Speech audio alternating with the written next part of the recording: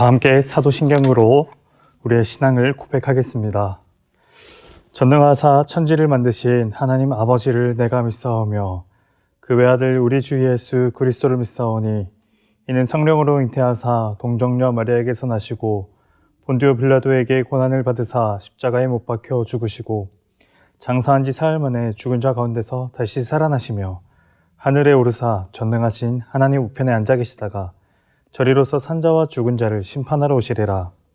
성령을 믿사오며 거룩한 공회와 성도가 서로 교통하는 것과 죄를 사하여 주시는 것과 몸이 다시 사는 것과 영원히 사는 것을 믿사옵나이다. 아멘. 찬송가 488장 찬양하시겠습니다. 찬송가 488장 찬양하겠습니다. 이 몸의 소망 무언가 우리 주 예수뿐일세. 우리 주 예수 밖에는 믿으리 아주 없도다. 주 나의 반석이시니 그 위에 내가 서리라. 그 위에 내가 서리라.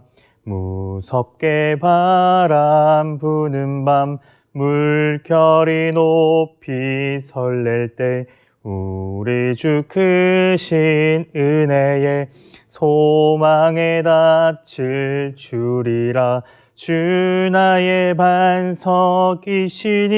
그 위에 내가 서리라. 그 위에 내가 서리라. 세상에 믿던 모든 것 끊어질 그날 되어도 구주의 언약 믿사와 내 소망 더욱 크리라. 주 나의 반석이시니 그 위에 내가 서리라. 그 위에 내가 서리라. 바라던 천국 올라가 하나님 앞에 배울 때 구주의 의를 힘입어 어여시 바로 서리라. 주 나의 반석이시니 그 위에 내가 서리라. 그 위에 내가 서리라. 아멘. 찬송가 550장 찬송가 550장 찬양하시겠습니다. 시온의 영광이 빛나는 아침 어둡던 이 땅이 밝아오네. 슬픔과 애통이 기쁨이 되니 시온의 영광이 비춰오네. 시온의 영광이 빛나는 아침 매였던 종들이 돌아오네. 오래전 선지자 꿈꾸던 복을 만민이 다 같이 누리겠네. 보아라 광야에 화초가 피고 말랐던 시냇물 흘러오네. 이 산과 저 산이 마주쳐 울려 주 예수 은총을 찬송하네. 땅들아 바다야 많은 섬들아 찬양을 주님께 드리어라. 싸움과 죄악이 가득한 땅에 찬송이 하늘에 사무치네. 아멘. 말씀 보겠습니다. 시편 40편 1절에서 4절 말씀입니다. 시편 40편 1절에서 4절 말씀입니다. 시편 40편 1절에서 4절 말씀 함께 읽습니다. 내가 여호와를 기다리고 기다렸더니 귀를 기울이사 나의 부르짖음을 들으셨도다. 나를 기가 막힐 웅덩이와 수렁에서 끌어올리시고 내 발을 반석 위에 두사 내 걸음을 견고하게 하셨도다. 새 노래 곧 우리 하나님께 올릴 찬송을 내 입에 두셨으니 많은 사람이 보고 두려워하여 여호와를 의지하리로다. 여호와를 의지하고 교만한 자와 거짓에 치우치는 자를 돌아보지 아니하는 자는 복이 있도다. 아멘.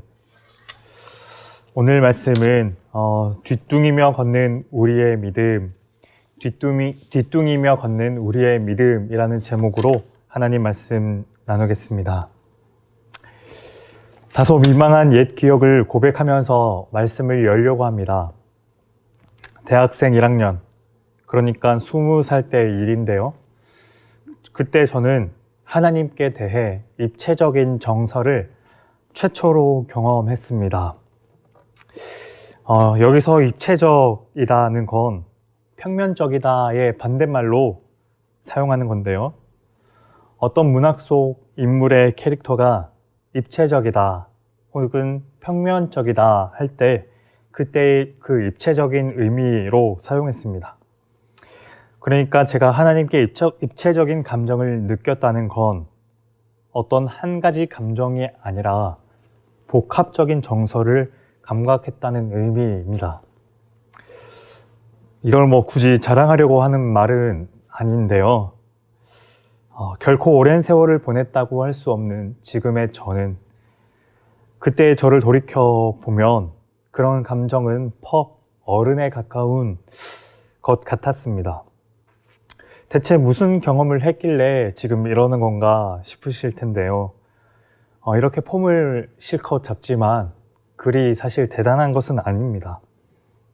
모든 진정한 그리스도인이라면 을에 경험했을 하나님께 맹목적으로 빠지는 것, 그리고 열정적으로 하나님께 사랑에 빠지는 것, 그런 경험을 물론 했고요.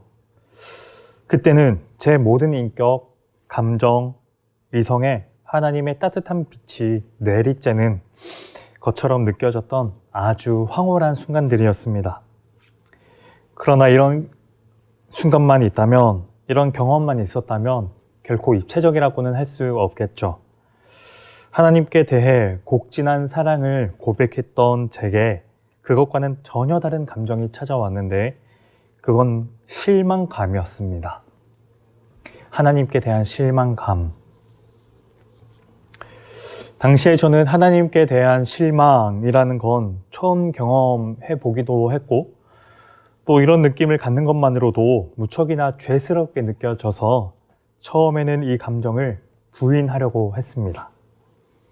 제가 하나님께 실망했다는 사실을 인정하지 않으려고 얼마나 부단히 애썼는지 모릅니다.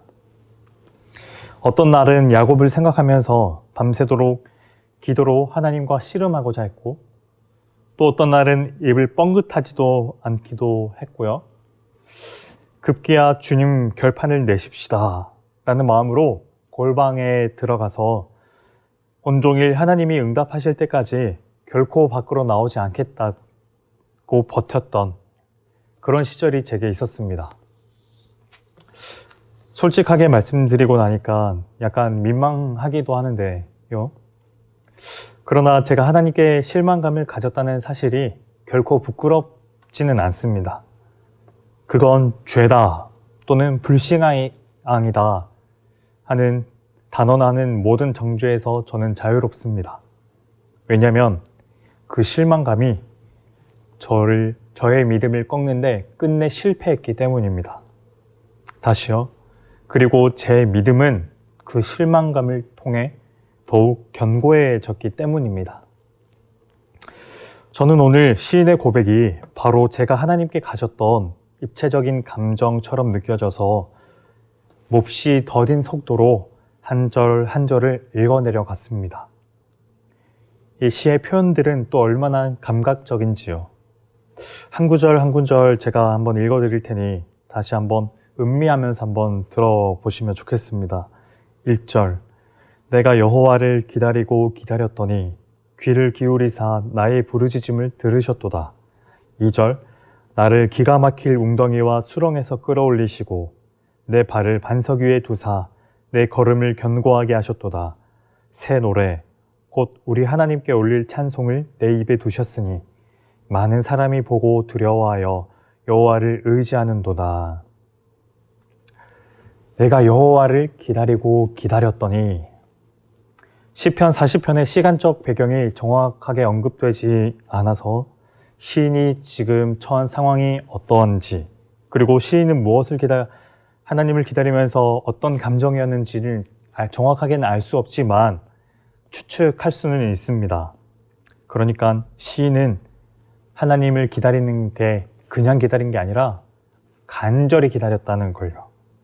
한 번만 기다린 게 아니라 기다리고 기다렸더니, 그랬더니 결국 하나님께서 자신의 부르짖음을 들으시고 나를 기가 막힐 웅덩이와 수렁에서 건져주시며 이 걸음을 견고하게 해주셨다는 그 시인의 고백. 여기에서 기가 막힐 웅덩이라는 건 원어를 직역하면 황폐한 웅덩이, 그리고 진흙투성이 웅덩이라고 번역할 수 있는데, 여기 기가 막힐 웅덩이라고 함으로써 훨씬 시적인 효과를 발휘하는 것처럼 보입니다. 여하튼 시인은 자신의 오랜 기다림 끝에 하나님께서 마침내 나타나셔서 발이 푹푹 빠지는 숱한 위기에서 자신을 건져내 주셨다는 이 고백, 즉 새 노래로 지금 하고 있는 것입니다. 그리고 4절에 이르러서 시인은 이런 경험을 토대로 새로운 통찰을 하나 던지는 것처럼 보여요. 4절, 여호와를 의지하고 교만한 자와 거짓에 치우치는 자를 돌아보지 아니하는 자는 복이 있도다. 여기까지 보면 시인은 하나님의 응답을 얻는데 성공한, 그러니까 하나님을 기다리고 기다렸다가 끝내 만난 사람의 행복한 고백처럼 느껴집니다. 만약 시편 이 40편이 여기에서 끝났으면 저는 결코 더디게 한 구절씩 읽어 내려가지는 못했을 겁니다. 시는 10절까지 자신에게 응답하신 하나님께 감사, 굳센 자신의 믿음, 열정, 이런 것들을 고백하다가 13절에 이르러서 이 시의 어조가 조금 달라지는데요. 13절, 여호와여 은총을 베푸사 나를 구원하소서, 여호와여 속히 나를 도우소서. 이 구절이 세번역 성경에는 이렇게 기록되었습니다. 주님, 너그럽게 보시고 나를 건져주십시오. 주님, 빨리 나를 도와주십시오. 이 구절을 읽으면서 저는 성경 읽기를 멈추고 눈을 감을 수밖에 없었는데요. 앞에서 시인이 하나님께 대한 믿음과 확신으로 가득할 수 있었던 건 자신이 기다리고 기다린 끝에 하나님의 응답을 받았기 때문이었는데, 지금 이 구절에서 의하면 앞에 이 믿음의 고백을 완전히 뒤엎는 그런 간절한 청원인 거죠. 40편의 마지막 구절인 17절도 이렇습니다. 17절, 나는 가난하고 궁핍하오나 주께서는 나를 생각하시오니 주는 나의 도움이시요 나를 건지는 이시라. 나의 하나님이여 지체하지 마소서. 주님, 빨리 나를 도와주세요. 나의 하나님, 지체하지 마세요. 기다림이 벌써 끝난 줄 알았는데 이제는 하나님을 기다릴 필요 없이 하나님의 응답으로 모든 위기와 문제가 해결된 줄 알았는데, 그런데 13절, 17절에 이르러서는 실은 아니었던 것. 하나님 빨리 도와주세요. 저를 얼른 도와주세요. 얼른 나타나 주세요. 아직 하나님의 응답을 받기 전이라면 1절에서 3절에서 고백한 내가 주님을 기다리고 기다렸더니 주님이 귀를 기울이사 나의 부르짖음을 들으셨다라는 이 고백을 우리가 어떻게 이해할 수 있을까?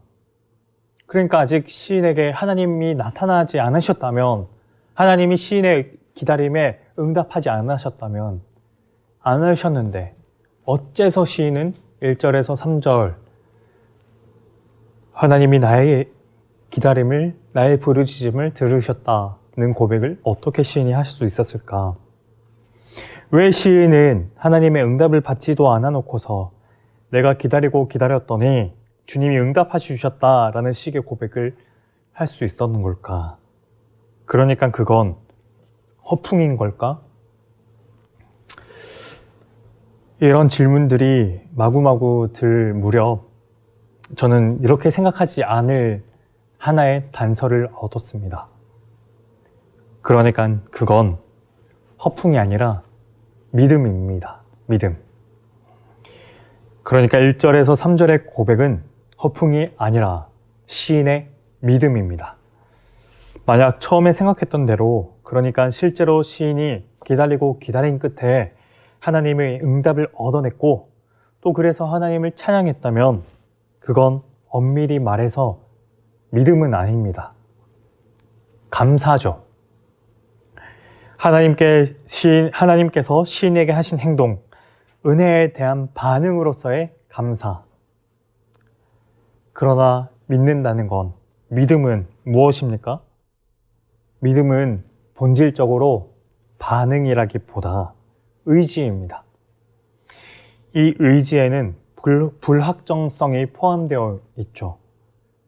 그러니까 설령 하나님께서 내가 원하는 대로 행동하지 않으신다 하더라도 나는 그분께 대한 믿음을 철회하지 않는다는 것. 나는 하나님께서 내게 응답하실지 하지 않으실지 아무것도 모릅니다. 그러나 그건 중요하지 않습니다. 설령 그분이 제게 응답하지 않더라도 저는 여전히 그분을 믿습니다. 믿음은 이런 게 아닐까요? 그래서 저는 제 식대로 말하자면 시인은 입체적인 정서를 하나님께 보이는 것처럼 보입니다.